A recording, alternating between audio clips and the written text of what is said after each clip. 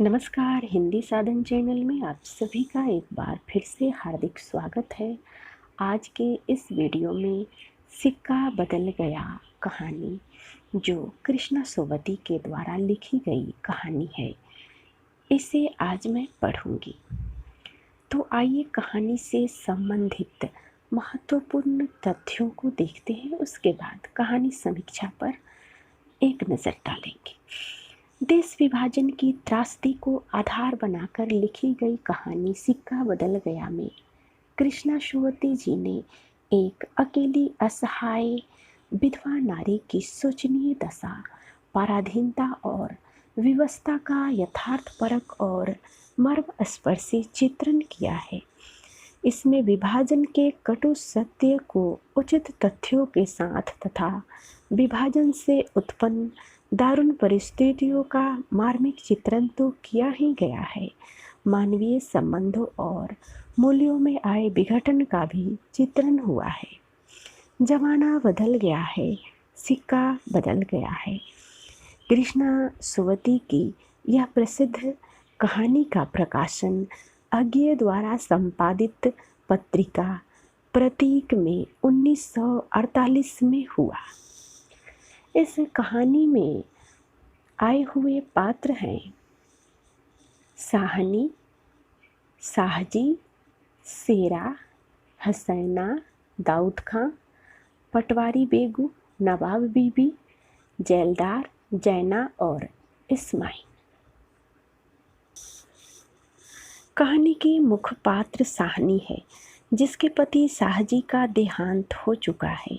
साहनी रोज पौ फटने पर चनाब में नहाने जाया करती थी। एक दिन अचानक उसके मन में एक भय छाने लगा। जमी वाला कुआं, मीलों फैले उनके खेत पर सबकी दृष्टि पड़ती है। मन अस्वस्थ होने के कारण हवेली जाने से पहले वह शेरा के घर जाती है। शेरा जो पहले साहजी का सेवक था, उसकी माँ की मृत्यु के पश्चात साहनी की यही पलकर बड़ा हुआ था। उस समय शेरा साहनी की ऊंची हवेली की अंधेरी कोठरी में रखी सोने चांदी की संदूकचियाँ उठाने की सोच में था। इसीलिए स्नेह का पर्दा डालकर वह साहनी से कुशल पूछता है। साहनी उसके सम्मुख यह शंका रखती है कि पिछली रात कुल्लूवाल के लोग यहाँ आए होंगे। यदि साहजी जीवित रहते तो ऐसा न होता। तब शेरा के मन में यह विचार आता है कि आज साहजी नहीं है, अतः कोई कुछ नहीं कर सकता। पहले गांव के पीड़ित आसामियों से सुद वसूल करके साहजी ने सोने की बोरियां भरी थी। आज वही लोग इसका बदला ले रहे हैं। शेरा साहजी को घर तक छोड़ने आता है। साहजी के साथ चलने पर भी उसका मन इधर उधर भटकता है। कहीं कोई देख तो नहीं रहा है। साहनी की बड़ी हवेली को लूटने के लिए बाहर पूरा गांव खड़ा है। बीती रात ही इस बड़ी हवेली को लूट लेने की बात तय हुई थी। साहनी सब कुछ जानती थी।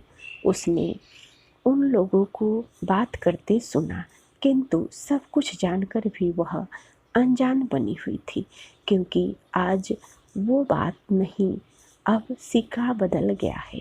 वसूली के सूचित करने पर की ट्रकें आ गई है और अब उसे उनकी योजना अनुसार इस हवेली को छोड़कर चले जाना है। साहनी किसी को बुरा भला न कहकर, किसी पर दोष आरोपण न करके हवेली से बाहर निकलती है। थानेदार दाऊद खां उसके पास आकर कहता है, हवेली छोड़ने से पहले यदि वो अपने साथ कुछ साथ लेना चाहे तो ले सकती है, किंतु साहनी अपनी ही संपत्ति में से सोने चांदी पैसा कुछ भी लेकर चलने से इनकार कर देती है। वहाँ खड़े लोग जो कभी उसके इशारे पर नाचते थे, जिन्हें कभी उसने अपने नातेदारों से कम नहीं समझा, आज उनमें से कोई उसका अपना नहीं। आज उस गांव वालों के भीड़ के बीच भी वे अकेली है, बिल्कुल अकेली। बेगू पटवारी और मुल्ला इस्माल जैसे लोग साहनी के पास खड़े होकर उससे नजरें नहीं मिला पाते।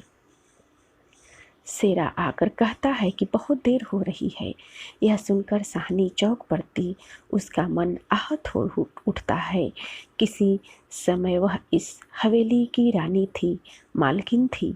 आज उसे अपने ही घर में देर हो रही है। आंखों के आंसू पोंछकर वह शान से उस हवेली की ड्योढ़ी पर निकलती है और भीगी पलकों से हवेली की कुलवधू आज उसके अंतिम दर्शन कर प्रणाम करती है। साहनी ट्रक की ओर चल देती है। उसका बड़ा सा भवन पीछे छूट जाता है। सज पलट जाने पर जो लोग बूढ़ी साहनी को अपने पास रख ना सकें, सभी को जाते समय भराए हुए गले से साहनी आशीर्वाद देती है और ईश्वर उनका भला करे, उन्हें सलामत रखे। ट्रक में बैठने पर शेरा साहनी के पांव छूते हुए कहता है कि वह कुछ नहीं कर सकता, क्योंकि राज पलट गया है, सिक्का बदल गया है। साहनी के लिए सिक्का नहीं बदलेगा, क्योंकि वह उसे गांव में ही छोड़कर जा रही है। रात को कैंप में पहुंचकर भी उसके मन में यह प्रश्न उठ रहा कि सिक्का क्या बदलेगा। वो खुद उस सब कुछ को छोड़कर आई है। इस प्रकार पीड़ित वर्ग के साथ साथ अकेली असहाय बूढ़ी धनाढ्य की शोचनीय दशा का चित्र कृष्णा सुमति जी ने इस कहानी में खींचा है। इस कहानी में शोषक और शोषित वर्ग के बीच के संघर्ष का चित्रण है।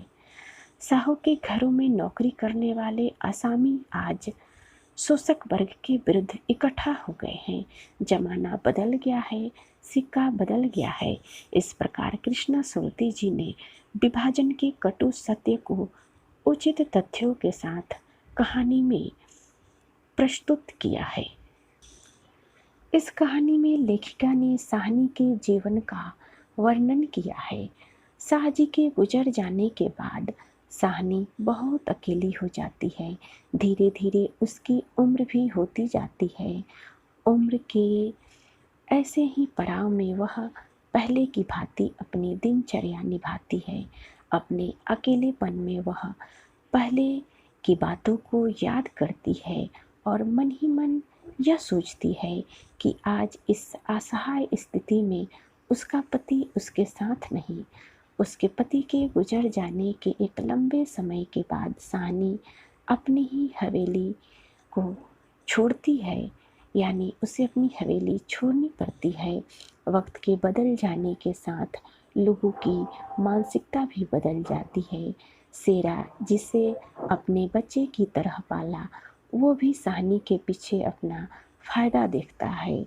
असलाचर स्थिति में साहनी सोचती है, क्या इसी दिन के लिए शाहजी उसे छोड़ गए थे। बेगू भी बेजान सी साहनी की इस व्यवस्था पर तरस खाता है, लेकिन कोई कुछ नहीं कर सकता, क्योंकि अब आज राज पलट गया है, सिक्का बदल गया है। इस कहानी में एक विधवा नारी की पराधीनता का मनोवैज्ञानिक चित्रण हुआ है। मालिक के जीवित रहते उसका सलाम करने वाले उसकी मृत्यु पर मालकिन को लूटने का मार्ग ही सोचते हैं। स्वार्थी व्यक्ति मन से सच्चा कभी नहीं हो सकता। साहनी समझ गई है कि सिक्का बदल गया।